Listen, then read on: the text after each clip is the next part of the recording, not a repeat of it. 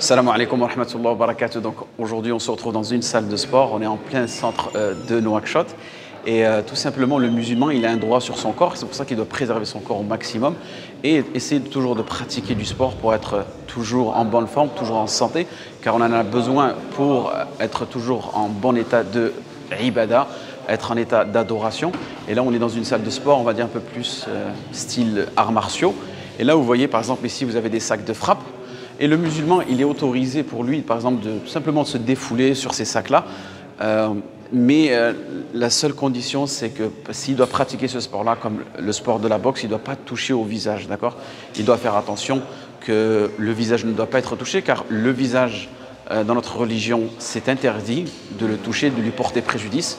Et que aussi le musulman, il ne doit pas causer du tort à une autre personne, que ce soit un musulman ou que ce soit un non-musulman.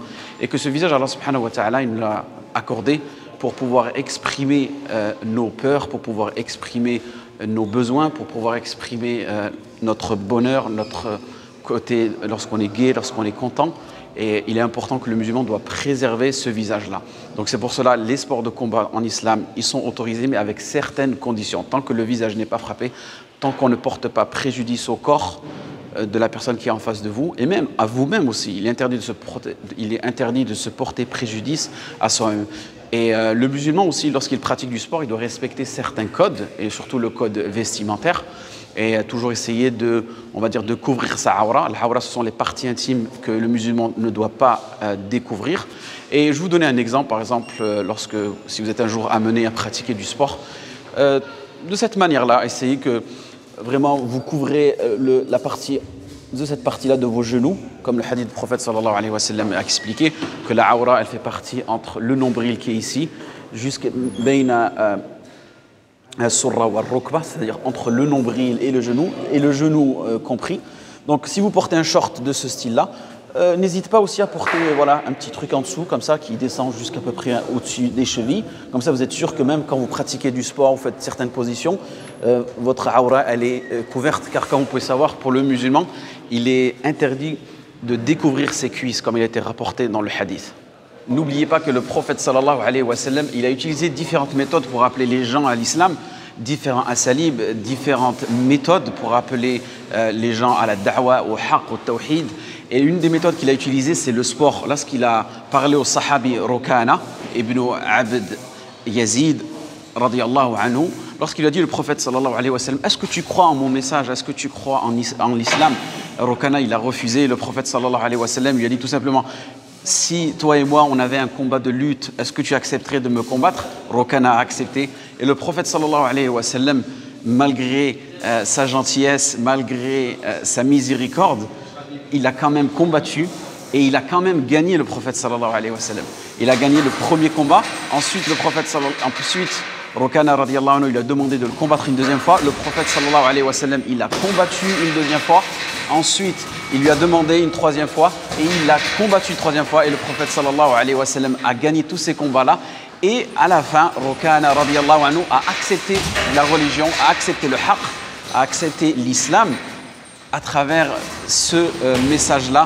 Donc le musulman, il peut appeler d'autres personnes à l'islam selon différentes méthodes. Et le sport, comme vous pouvez savoir aujourd'hui, beaucoup de personnes sont devenues musulmanes, de grands sportifs.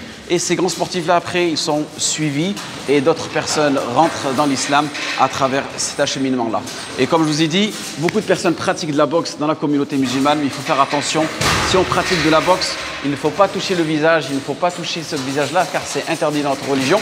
Mais vous donnez plus une autre alternative, le fait de pratiquer la lutte, comme le prophète sallallahu alayhi wa sallam, il a pratiqué. Donc on va se diriger vers là-bas, vous montrer un peu comment se pratiquer la lutte. Et là, vous voyez une cage. À l'époque de la Mecque, à l'époque anti-islamique, les gens avaient l'habitude de faire des combats de lutte dans des cages. Donc vous pouvez bien voir dans ces postures-là, alhamdoulilah, il n'y a aucune violence. Voilà, c'est vraiment de la lutte. On n'est pas là en train d'essayer de causer préjudice à son opposant.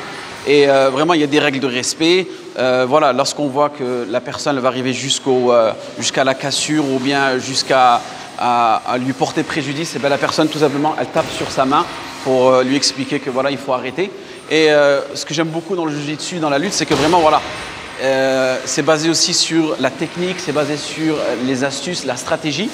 Et quelque chose qui est très très important dans ce sport-là, c'est qu'on ne touche pas le visage. Et ça, c'est vraiment vraiment important, que le musulman il ne doit pas toucher le visage de n'importe quelle personne, qu'elle soit musulmane ou pas, car le visage, c'est quelque chose que le musulman doit préserver. Et comme a dit Imam Nawawi, le visage, c'est l'endroit où on va véhiculer, on va communiquer toutes nos émotions, qu'elles soient négatives ou positives. Et donc le musulman, il doit préserver ce visage-là. Et aujourd'hui, malheureusement, les personnes qui pratiquent des sports de combat dans lesquels on touche les visages, on voit des visages défigurés à vie, des gens qui ont le nez cassé, des gens qui ont des mâchoires cassées. Et tout ça, à quel prix, à quel but? Et c'est pour ça que, comme je vous ai dit, alhamdoulilah, notre religion, elle est assez ouverte et elle donne toujours des alternatives. Et pour toutes les personnes qui pratiquent ces sports de combat qui sont assez violents, qui frappent au visage, vous devez essayer, si vous cherchez un moyen de vous défouler, de faire du sport, pratiquer le jiu-jitsu, pratiquer la lutte. C'est quelque chose que le prophète sallallahu alayhi wa sallam a pratiqué et que je vous conseille fortement. Car malheureusement, les autres sports de combat, ils sont basés sur on doit obtenir le chaos. Et comment est-ce qu'on obtient le chaos? C'est en frappant au visage. Donc ta stratégie, ton intention, c'est vraiment de frapper le visage de cette personne-là et de la mettre KO.